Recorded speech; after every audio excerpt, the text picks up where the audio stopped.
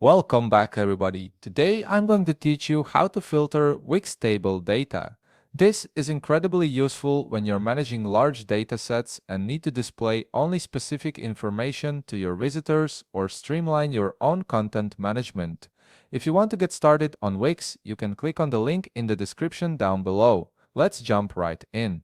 First, you'll need to go to the Wix website and log into your Wix account. Once you're logged in and viewing your Wix dashboard, direct your attention to the left navigation menu.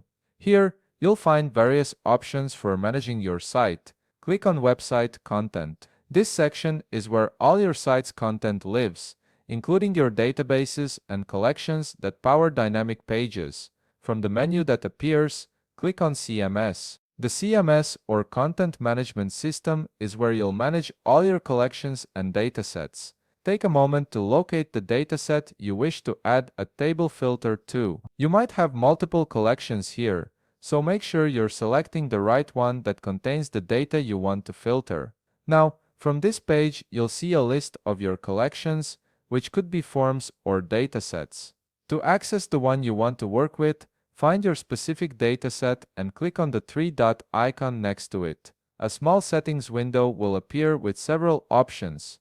From here, click on Open Collection. This will take you into the detailed editor for that particular dataset.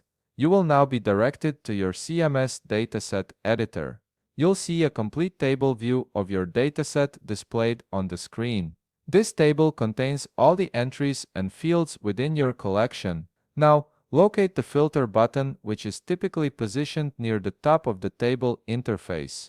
Click on it, and from the drop-down that appears, select plus New Filter. This is where you'll define exactly what data you want to display or hide.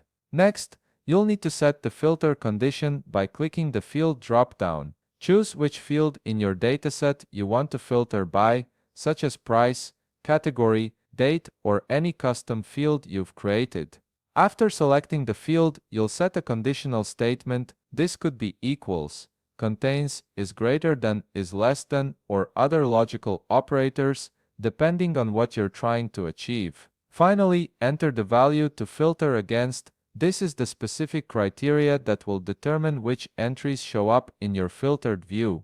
Once everything is set up exactly how you need it, click on Add Filter. Your dataset will now display only the entries that meet your filter criteria, making it much easier to manage and present your content effectively.